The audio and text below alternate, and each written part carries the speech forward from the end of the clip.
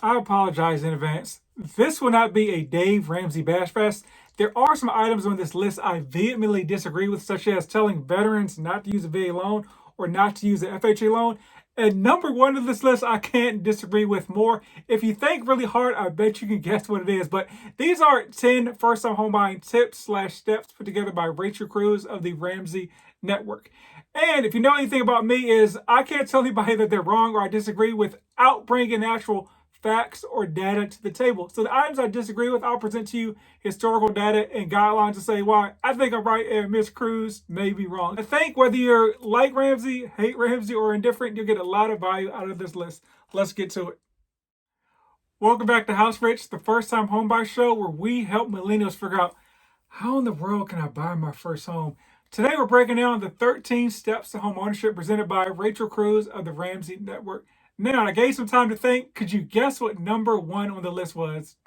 That was the Jeopardy noise. Well, it is pay off all debt and build an emergency fund. So the second half, build an emergency fund. I don't think anybody on the planet can disagree, or folks will disagree, but they don't know what they're talking about if they're saying have no emergency fund to buy home. So here's the thing.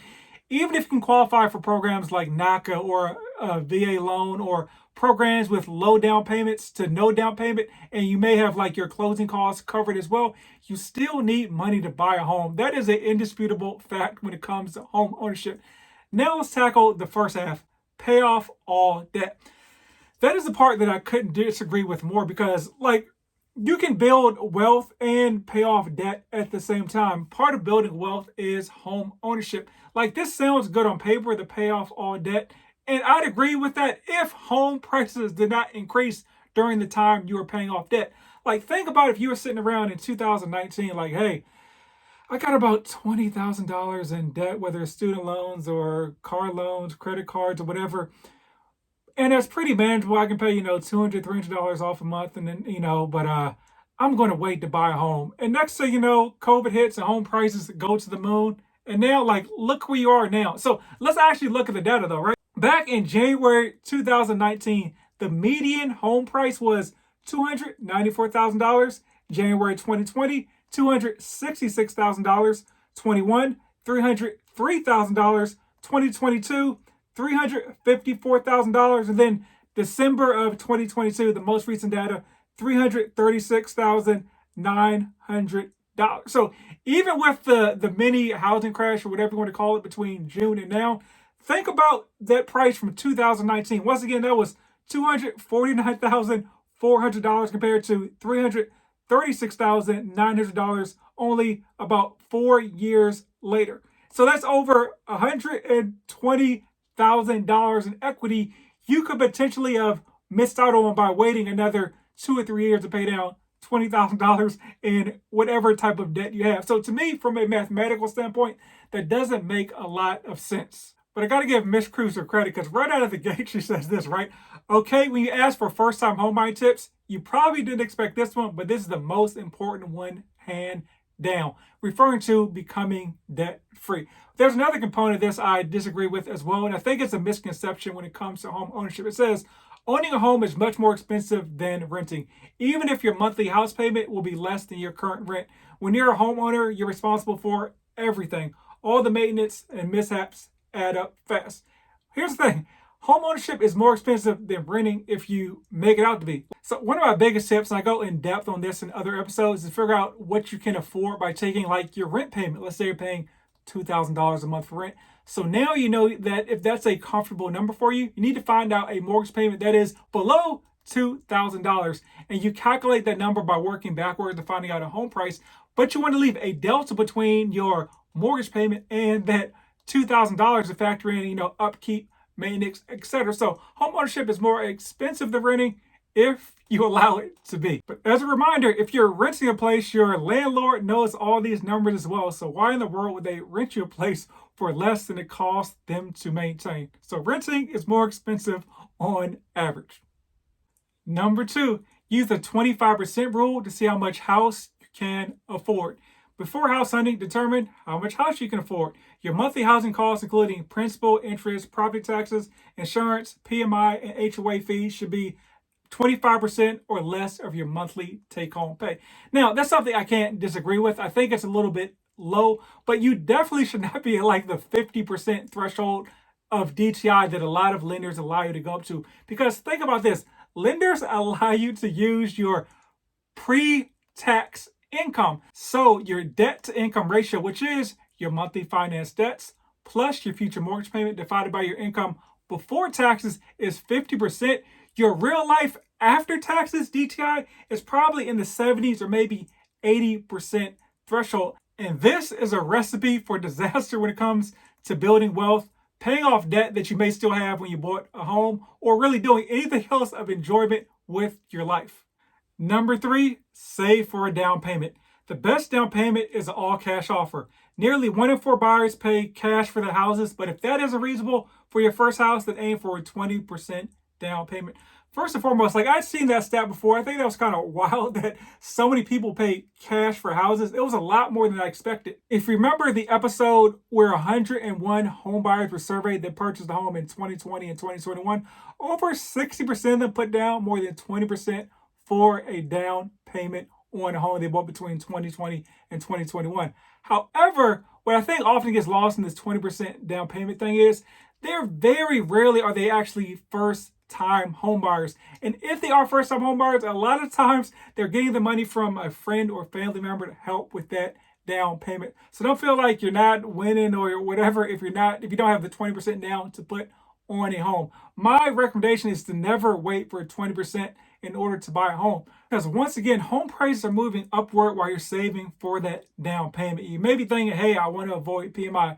PMI is not the devil. It's nothing to be scared of. For the most part, you're able to drop PMI within like 3 to 5 years recently, but let's say maybe 5 years to drop PMI. So PMI is typically between like 0.5% to like 2% of the home value. And let's use 1%, kind of in the middle, right? So let's think about a $300,000 home. 1% PMI means you pay $3,000 in PMI over the course of the year. That comes out to like $250 a month. And what you got to think about is, okay, I'm paying, 1% or an extra $3,000 a year on a $300,000 home, but would that same home be worth $300,000 a year from now? No, it's probably going to go up more than $3,000 in appreciation. Historically, home values increase between 1 and 4% every year.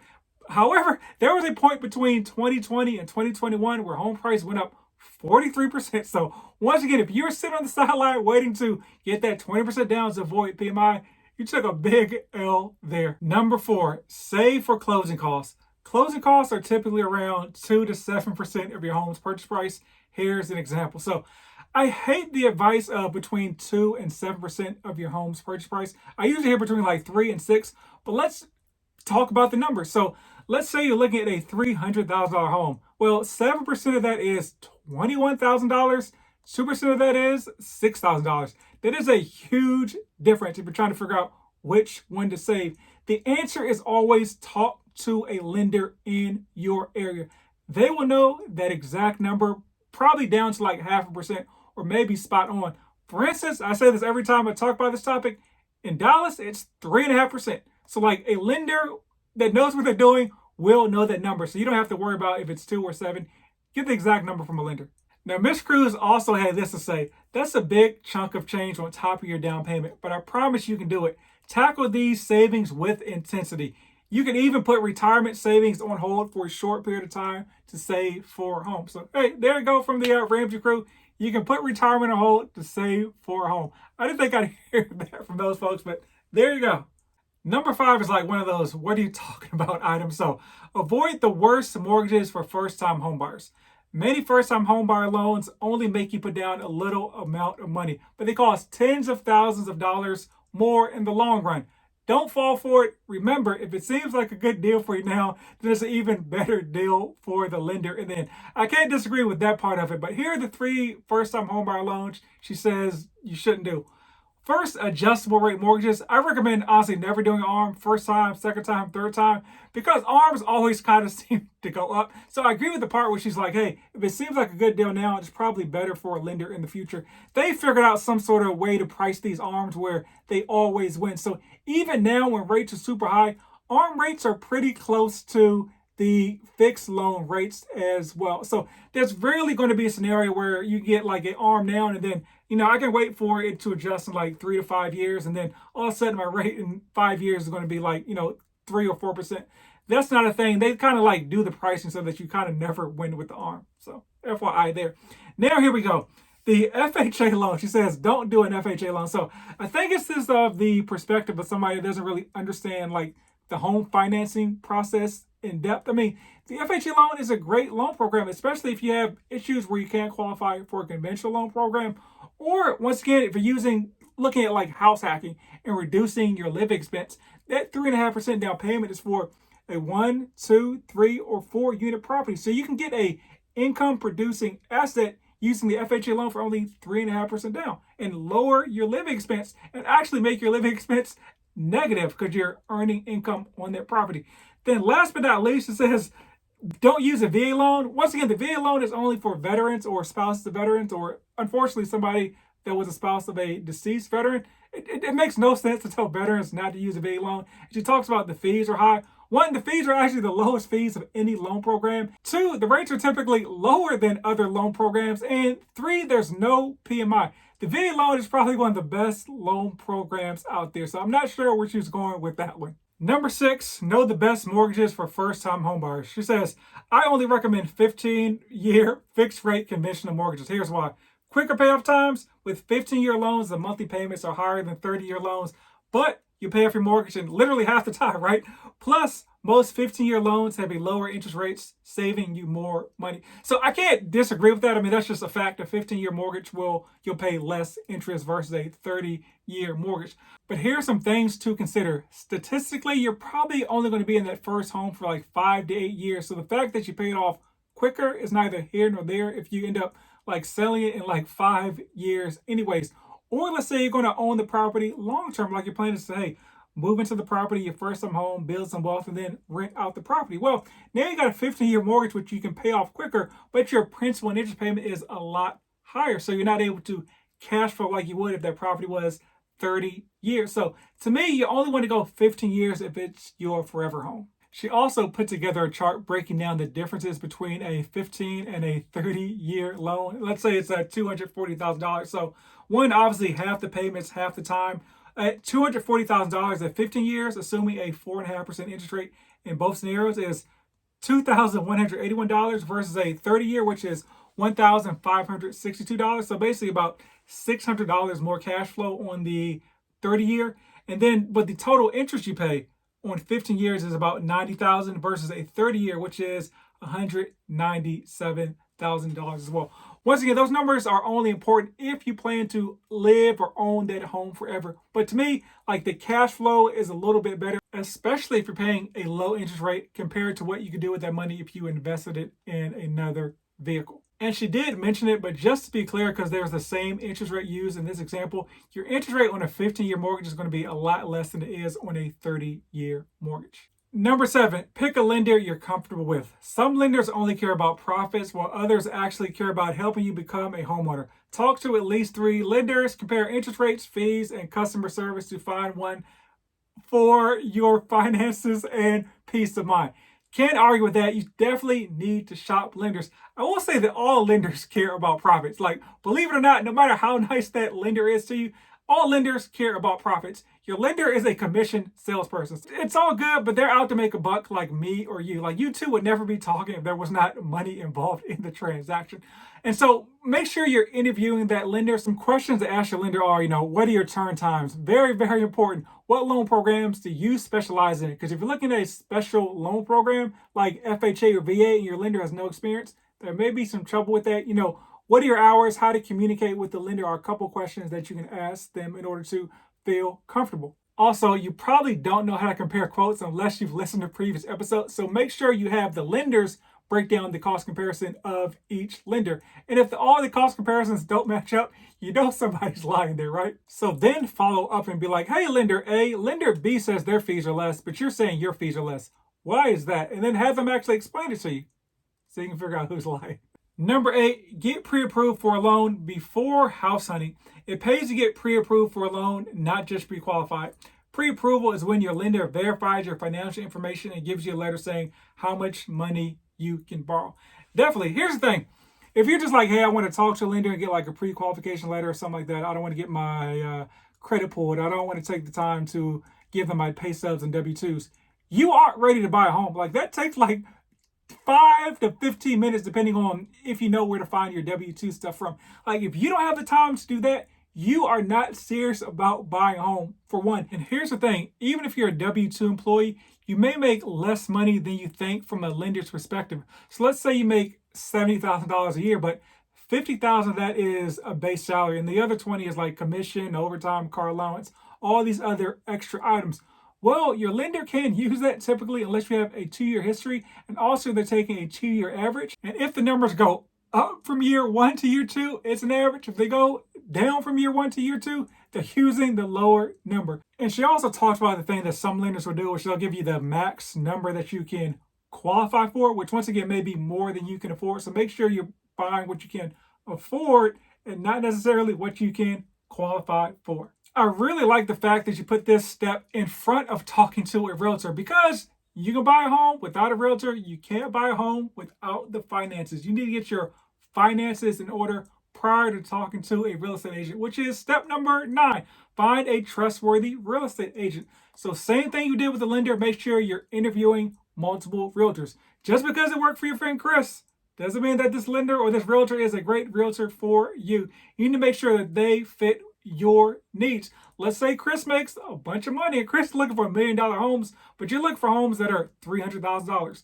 That lender or that realtor may not be the realtor for you. So you want to ask realtors stuff like, hey, are you full-time or part-time? They're probably part-time. Most realtors are part-time. If you're part-time, are you part of a team?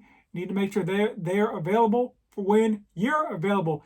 What areas do you specialize in? Not that they'll drive to, but that they specialize in. There are a bunch of questions you should ask your realtor, so make sure you are interviewing them. Number 10 of this list, I really like it, to get clear on needs versus wants. I like it so much, I'm going to steal this for future presentations of my own. So the tips are basically know what motivates you, be content, talk to people, be realistic, make a list. Here's the thing, you're going to need to sacrifice. Folks with $1 million budgets are probably upset that they can't afford a $1.5 million home. Folks with a $5 million budget are upset they can't afford $10 million home. It's like, oh no, I wanted a totally unobstructed view of the ocean. I can see the roof of my neighbor's house. This is horrible. You know what I'm saying? Like, everyone has to sacrifice. So like when you're making that list, put together like 3 to 5 must-haves, and because other things you're just going to have to give up on and kind of move on.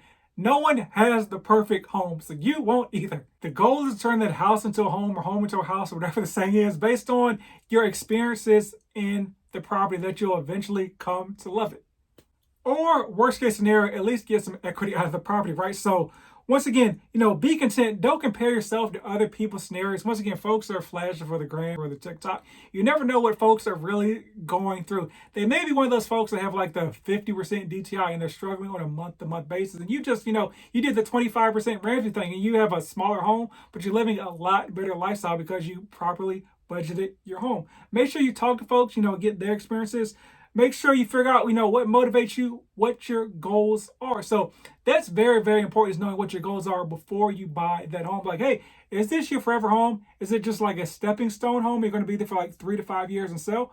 Is the goal to be in that property for 3 to 5 years and then rent it out? Or you're looking to house hack? You need to know what your goals are, because that will help inform your buying decision. Don't let your realtor or lender tell you what your goals are, because no matter how good they are, they're going to tell you what works best for them, or at least from their perspective. Now, steps 11 through 13 are: 11, start looking for a house. Number 12, make a competitive offer on the home. And number 13, close the deal. I think it's a pretty good list, outside of the tip of not telling a veteran to use their VA loan. If you know Miss Cruze, tag her, let her know. That's horrible advice. But I'm here in the Dallas area. If I can help you buy a home, let me know. My contact information is below, and I can help connect you with realtors in all 50 states as well. But as always, buy land. Rumor has it they're not making any more of it.